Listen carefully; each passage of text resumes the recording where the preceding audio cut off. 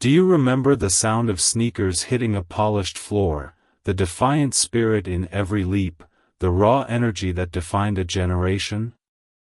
For many of us, that soundtrack of the early '80s was the voice of a fierce young man named Leroy Johnson, the street-smart kid who couldn't read but could dance like a god. The show was fame, and Leroy was the cultural earthquake it needed. But the real-life story of Jean Anthony Ray, the electric dancer who embodied Leroy, is one Hollywood would never film. It's a tragic contradiction, a talented role model for young men of color, celebrated globally, whose biggest battles weren't on the dance floor, but in quiet, desperate corners of his own life. We watched him conquer the stage, yet off-screen, a $400,000 house he bought was intentionally set ablaze, his family was caught in a major drug scandal, and his brilliance was slowly being eclipsed by addiction and the silent threat of disease. This is not a story about applause. This is about the devastating cost of sudden fame. How did a star who inspired millions end his life struggling with quiet demons and a lonely diagnosis, far from the spotlight he earned? The man the world knew as Leroy Johnson was born Jean Anthony Ray in Harlem, New York, on May 24, 1962. To his family, he was simply Tony. He emerged from a tight-knit but tumultuous environment where his relatives were heavily involved in the neighborhood's street life. Yet, even from the age of 3 or 4, Tony showed a love for movement. His family saw the spark and consciously shielded him from the hard realities of their own existence, choosing instead to focus his formidable energy on something positive, his natural gift for dance/dancer. He found his first inspiration not in the local halls, but in the grand, sweeping performances of figures like Ben Vereen, famously known as Chicken George from Roots. This early influence set the stage for an ambition that felt both artistic and deeply rooted in the culture he came from. Jean Anthony Ray's youth was defined by the block parties and dance battles that were the lifeblood of New York's urban landscape. Here, his raw talent first exploded into public view. He was unafraid, often joining the girls in their competitive dance circles. When the neighborhood boys would tease or joke, he didn't hesitate, he would fight them. He carried the fierceness of the streets in every muscle, defending his passion with his fists if necessary, a trait that gave him a reputation as wild, trained to go, and fearless. His talent eventually earned him acceptance into Manhattan's prestigious School of Performing Arts. This was a crucial moment, a chance to channel his raw power into professional craft. However, the structure and discipline of the school collided violently with the untamed spirit of the boy from Harlem. His notorious anger issues surfaced almost immediately, and he was expelled during his first year. The rumor, later noted by his mentor Debbie Allen, suggested he had physically slapped a teacher, a defining act of rebellion that haunted him. In a twist of destiny that seemed ripped from a screenplay, opportunity came knocking in the form of a movie audition. The film, initially called Hot Lunch but later titled Fame, was based on the very school that had rejected him. He missed the first audition day, and it was only through the insistence of his friends, some of whom had already been cast, that Jean Anthony Ray finally went to the set. He showed up merely hoping to be an extra dancer. Instead, his friends urged him to try out for the role of Leroy Johnson, the street-smart, illiterate teenager. They knew the part was meant for him. In real life, Jean Anthony Ray he was Leroy Johnson. When the producers and directors saw him, they were instantly sold. He was the perfect, raw fit, even replacing the kid who had already been cast. They learned he had already won the Best Male Disco Dancer award at New York's Roseland Ballroom and was an accomplished break dancer.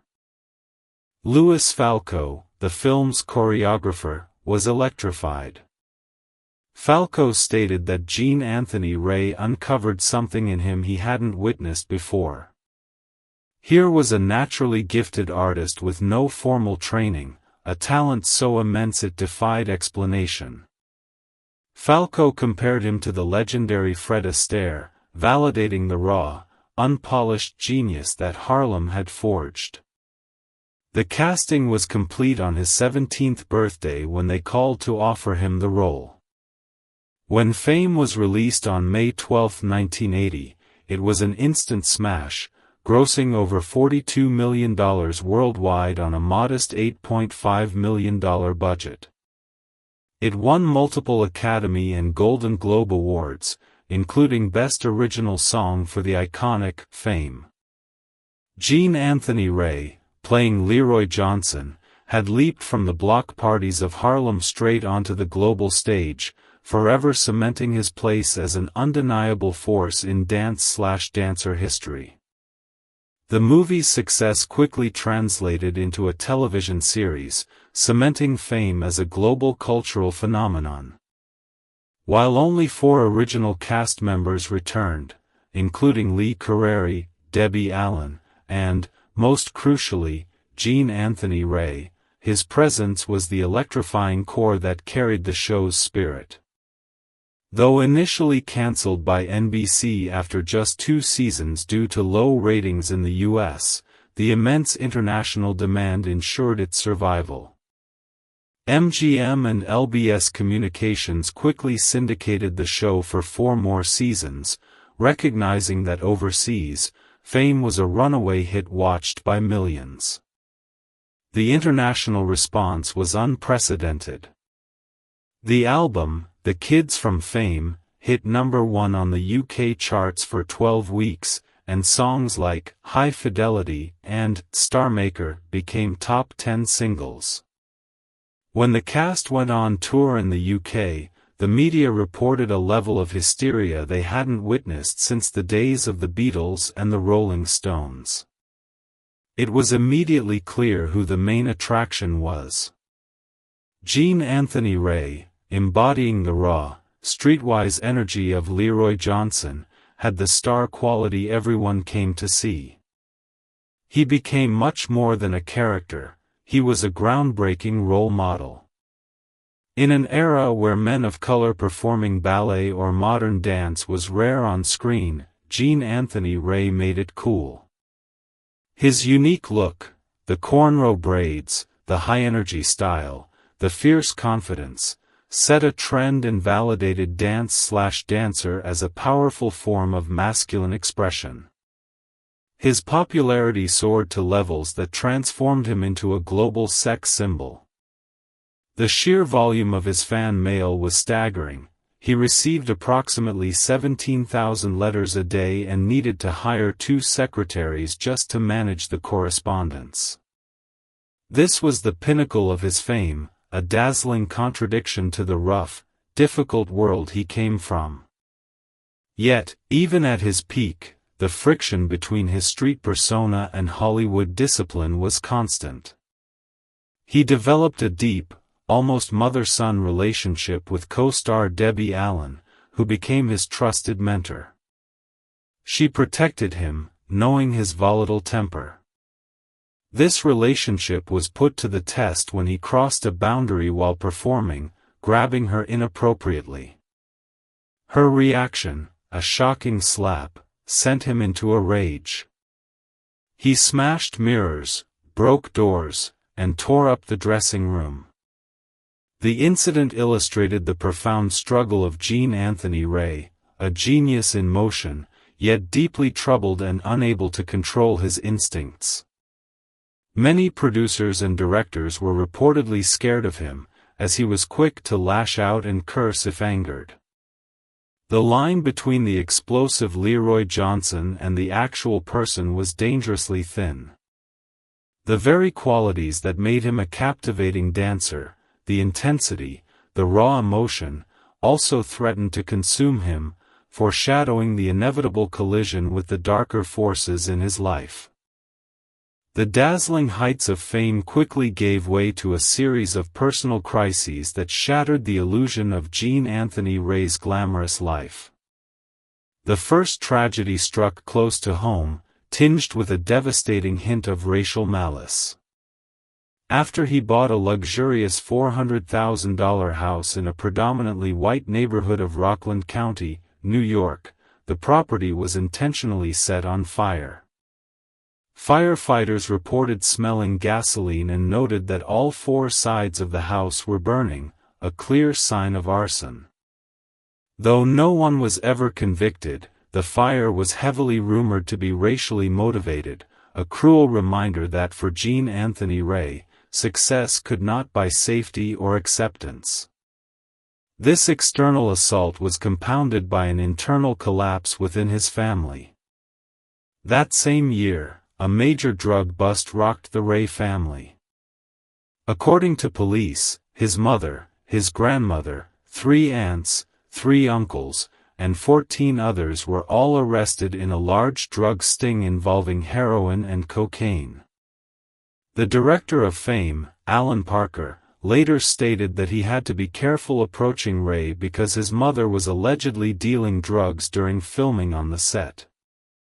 While Gene Anthony Ray was never implicated in the drug dealing, the scandal was a tremendous emotional burden.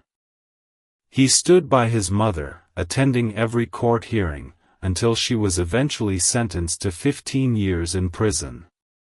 The anchor of his life was gone. The pressure of maintaining the image of Leroy Johnson while battling these brutal real-life events proved too much. He began to spiral out of control. Alcoholism and drug use worsened drastically, reportedly using drugs in between shots on the set. His erratic behavior and chronic absenteeism became unsustainable. He missed nearly 100 days of shooting and rehearsals, leading the production staff to first suspend him and then, eventually, fire him from the very show that had made him famous. The official reason stemmed from his unreliability and drug use, but some of the cast members, like Lee Carreri, suggested the low compensation on the show may have driven some actors to look for supplemental income or seek escape. Fired and facing a shattered reputation, Ray retreated. He spent months at home, sedentary and binge-eating, until he realized he had gained so much weight that he could no longer fit into his regular clothes. He described looking in the mirror and seeing the fattest pig on earth. This shock served as a painful wake-up call.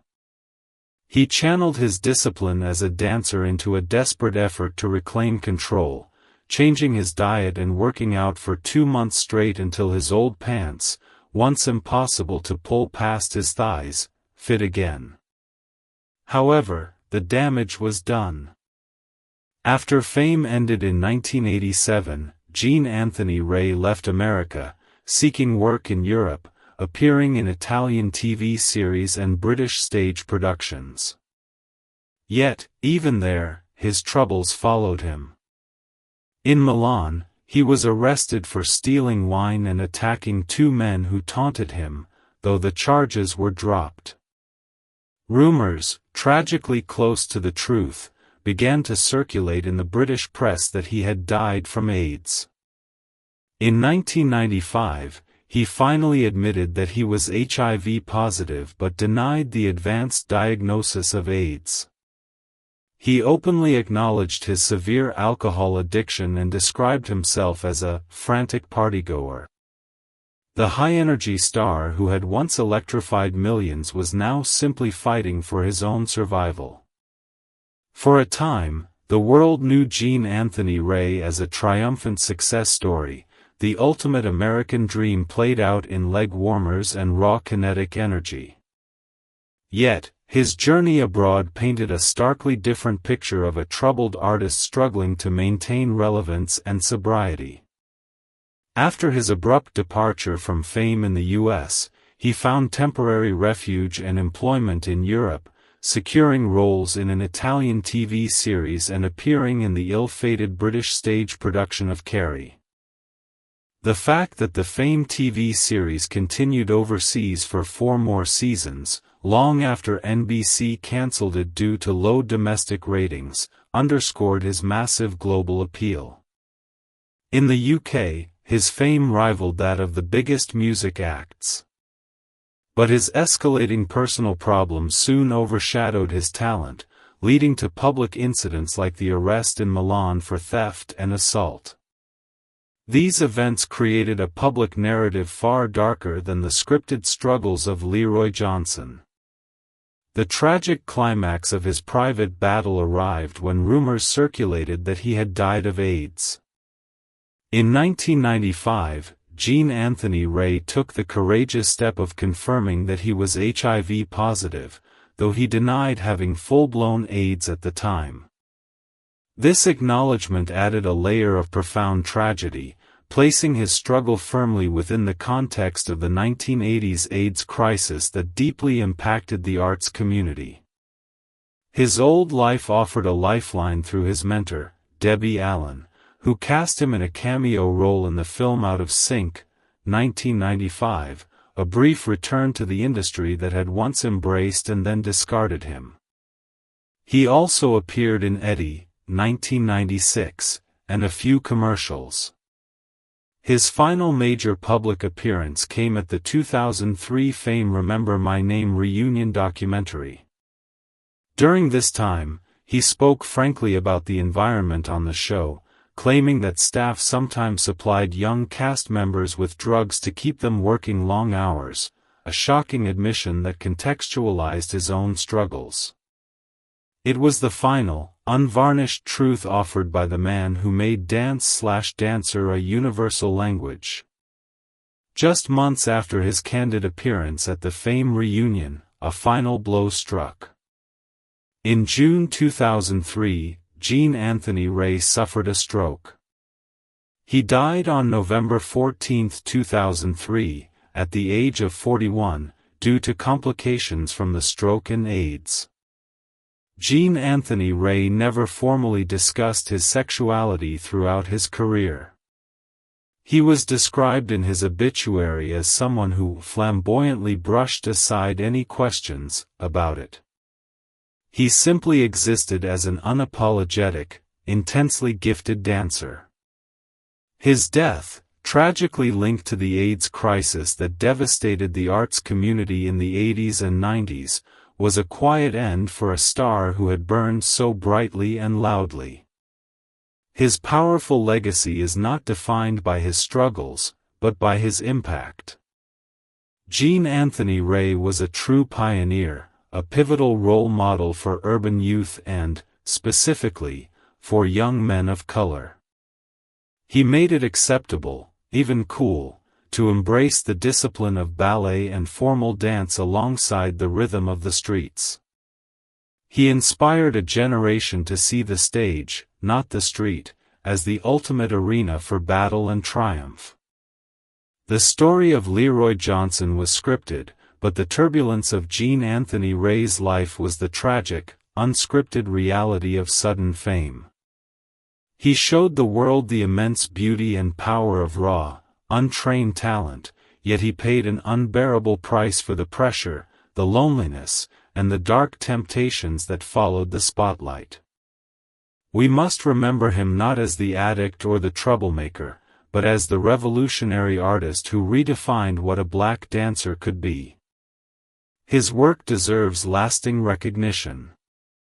If Jean Anthony Ray's powerful dance/dancer legacy touched you, and if you believe he deserves to be honored for inspiring millions, especially as a role model, we urge you to type Leroy Johnson in the comments below. Let his name be spoken as loudly as the applause he once commanded. Rest in peace, Jean Anthony Ray.